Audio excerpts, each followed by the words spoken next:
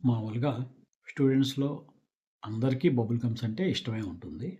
ఇవాళ ఈ bubble గమ్‌ని use చేసుకొని మనం మెమరీ ఎలా పెంచుకోవాలో చూద్దాం. ఓకే. ఇది నేను వాడిన టెక్నిక్. Toppers technique. రోజు ఒక 3 పొద్దున్న, సాయంత్రం, రాత్రి 3 బబుల్ గమ్స్ వేసుకొని మాక్సిమం టైం నమిలితే ఓకే. ఏమవుతుందంటే మన రిథమెటిక్‌గా పళ్ళు కదులుతాయి దాని మీద. అంటే మనం ఒక స్ప్రింగ్ గాని, ఒక ఇది తీసుకొని ఎక్సర్సైజ్ చేస్తే ఇలా లాగి వదిలిపెడతాం కదా! ఇలా ఎక్సర్సైజ్ చేస్తే ఈ మజిల్స్‌కి ఎలా బలం వస్తుందో, అట్లాగే ఈ బ్రెయిన్ మజిల్స్‌కి కూడా ఇక్కడి నుంచి ఈ మూమెంట్ వల్ల బలం వస్తుంది. దానివల్ల ఏమవుతుంది మనకి రిలాక్సేషన్ కలుగుతుంది. బ్రెయిన్ బాగా పనిచేస్తుంది. అండ్ మెమరీ పెరుగుతుంది. ఇంకోటి కూడా ఉంది రీసెర్చ్‌లో. పళ్ళు ఊడిపోయిన తర్వాత మెమరీ తక్కువ అవుతుంది.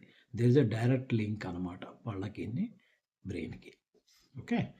అందుకని మీరేం చేస్తారంటే రోజు ఒక 3 ఇవి తినండి. ఎప్పుడు మీకు ఫ్రీగా అనిపిస్తే చదువుకునేటప్పుడు అవి. మీరు చూడొచ్చు కొంతమంది క్రికెటర్స్ పా పూర్వకాలంలో Vivian Richards most successful cricketer. తను ఎప్పుడు కూడా ఈ బబుల్ గమ్ ఏసుకొని వచ్చేవాడు. ఈ కొత్త ఇప్పుడు క్రికెట్‌లో ఎవరెవరు ఇది వాడుతున్నారో మీరు కామెంట్ బాక్స్‌లో పెట్టండి.